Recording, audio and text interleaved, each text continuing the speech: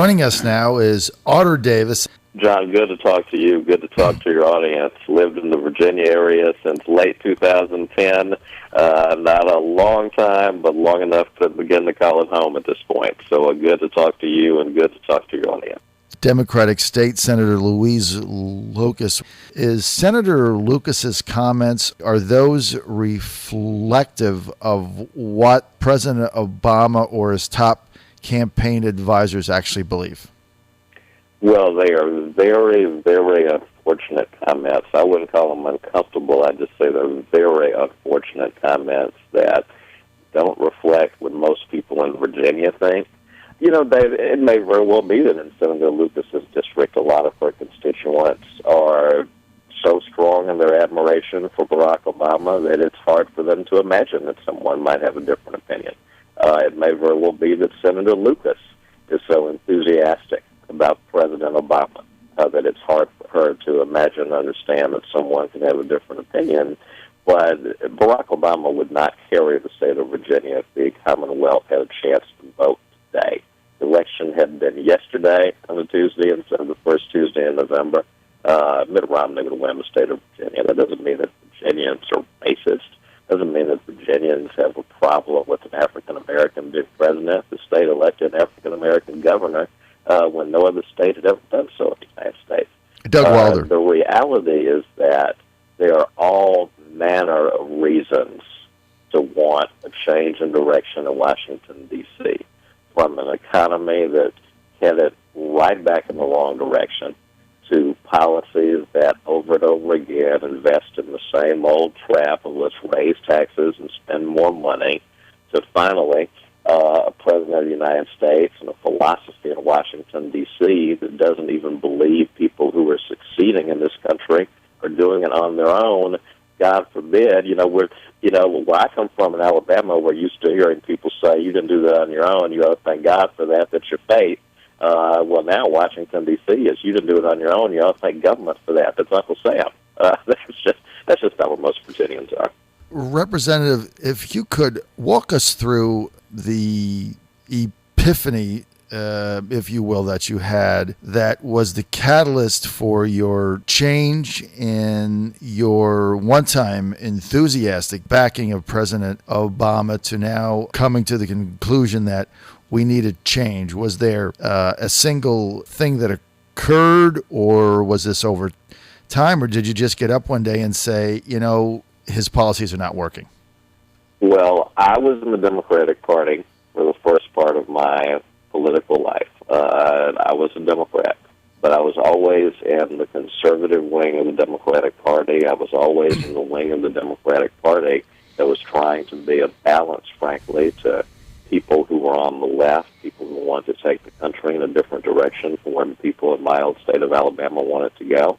And over a period of time, that wing got smaller and smaller. And over the course of 2009 to 2012, that wing got sawed off, unfortunately. When I left politics after 2010, when I left elected politics after 2010, it gave me an opportunity to frankly sit back, and instead of having to talk about every issue of the day, I got to listen to what both sides were saying. And I came to a conclusion. I wouldn't say there was any one epiphany or any one moment. It was over a period of time. But I realized on all the things that we're debating in this country right now, from our educational system to our economy to what kind of communities we want to have in this country, on all the issues that we were debating, issue after issue, I heard what the Democrats were saying, I heard what the Republicans were saying, and candidly what Republicans were saying resonated better with what I believed about the present and what my hopes are for the future. So that slowly led me over a period of time to no longer think of myself as a Democrat, never an independent. There's really no such thing as an independent as far as being in one political camp or another. Right. This is a two-party country. You kind of are one thing or the other. There are many people who kind of vote for both Democrats and Republicans and call themselves an independent. It's not really a state of mind. I decided to formally announce that I was a Republican a couple of months ago, but well before that, I had stopped rooting for the Democratic Party and stopped believing that their beliefs were the right ones for the country. Now, Congressman, did you ever actually have a dialogue before you made the change? Did you ever actually have a dialogue with President or any key advisors and his staff to say, I just don't think the policies are any more indicative of what I believe in? No, because I don't need their permission to go from one party to another, and I'm sure from their standpoint, they don't need my opinion to tell them how to do the things they do. I think they just happen to be wrong. I think they just happen to be wrong on a range of issues, and many Americans have left the Democratic Party in the last several years. I may stand out a little bit because I used to be an elected official, because I was an early supporter of the president, because I actually believed the speech he gave in Boston in 2004, perhaps more than some of his advisors have, perhaps more than he's ended up believing it. But ultimately, I'm happy to be in Virginia, happy to be and proud to be a member of the Republican Party in the Commonwealth, and look forward to helping to elect Republicans in Virginia in the next several years. And I'm excited about how this campaign is going and the energy I see in the Republican Party in the Commonwealth. The negative ads that the re-elect President Obama campaign have done, specifically in Virginia, the latest surveys that we see now coming from everywhere are saying that they've not really taken root. Do you think that was a mistake for the president to have all those negative ads? Do you think instead he should be focusing on how we can effect positive change in the economy? Well, if you have the president's record, if you came in office and you said, pass my economic plan and unemployment will be at 7.5%, I'm going to cut the deficit in half during the presidency, and I'm going to grow the economy in the same way that we grew it in the 1990s. In fact, we'll do better than we did in the 1990s. If you went into office saying those three things, and by the way, you also said, I'm going to unify the country, I'm going to extend the olive branch to Republicans, and we're going to move into this new post-partisan period. If you came into the presidency saying those four things, and 4 years later when people had to vote on your lease at 1600 Pennsylvania Avenue, the deficit had exploded, you had submitted $3 trillion budgets to the U.S. Congress, unemployment had been above 8% for 41 months in a row. We're about to get growth numbers on Friday that indicate the growth was barely above 1% in the last quarter. A lot of serious people worry that we're headed right back into a recession, and we're more divided and polarized than ever. If that was your record, if you'd been hired to run a division at a company, and you came in when your evaluation came up, and it turned out that you had a comparable record, you'd probably start calling a bunch of names too. So this is just politics. I think most Virginians understand that. When you can't run on your record, you got to attack the other guy. Now, frankly, some of the attacks just aren't effective. When you run an ad that has Mitt Romney singing the national anthem, he doesn't sing it well, but frankly, he kind of sounds like most of us sound when we sing it. So that doesn't exactly drive home the point that Mitt Romney is some strange guy. I mean, God forbid, a guy singing the national anthem but not quite being in key. Hopefully nobody ever gets a clip of me singing the national anthem. So final question, do you think that based on the economic performance in the United States, do you believe that the American people on November 6th should fire President Obama?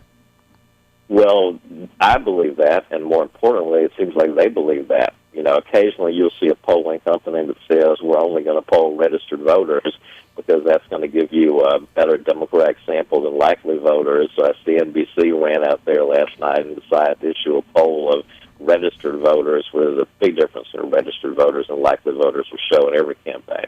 Right.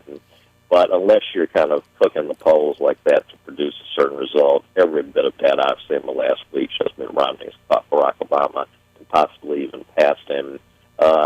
It's for all the reasons I've talked about in this program, that the promises being broken, the economic record not working for the American people, and finally a philosophy that just doesn't match what most Americans think. Maybe most people in Senator Lucas's district think. It's not what most Virginians think. It's not what most Americans think. Congressman, In Virginia, and in our particular region in Southeast Virginia, black unemployment among men under the age of 25 is an astounding 33%. How does President Obama defend that to the African American community? Well, he doesn't defend it. What he says is those mean Republicans in Washington, D.C. won't pass my jobs bill. If they'd only pass my jobs bill, we'd have jobs. The only problem is a Democratic Senate that is controlled by the president's party would pass his jobs bill, and there were a number of Democratic senators who voted against it. For that matter, the Democratic Senate wouldn't even vote on his budget last year. And when there was a version of this budget presented on the floor of the House, there were no Democratic congressmen who voted for it. So the reality is the president hasn't even sold his own party on a lot of his programs. And ultimately, again, this is all campaign politics. It's very easy to blame other people when your policies aren't working. But what did the president tell us 4 years ago? The president told us 4 years ago this was the time when the rise of the oceans would begin to slow.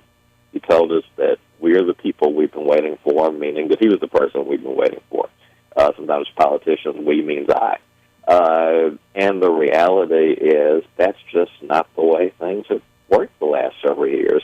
So, of course, there's going to be an effort to blame the other side. Of course, every policy is an effort to say, oh, if those mean Republicans only cooperated with me. Sometimes you almost think the separation of powers was just invented to check Barack Obama.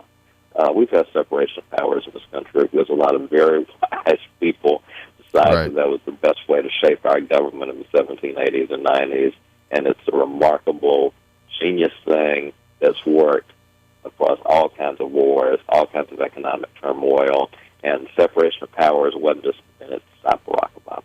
Okay, former Congressman Artur Davis, thank you so much.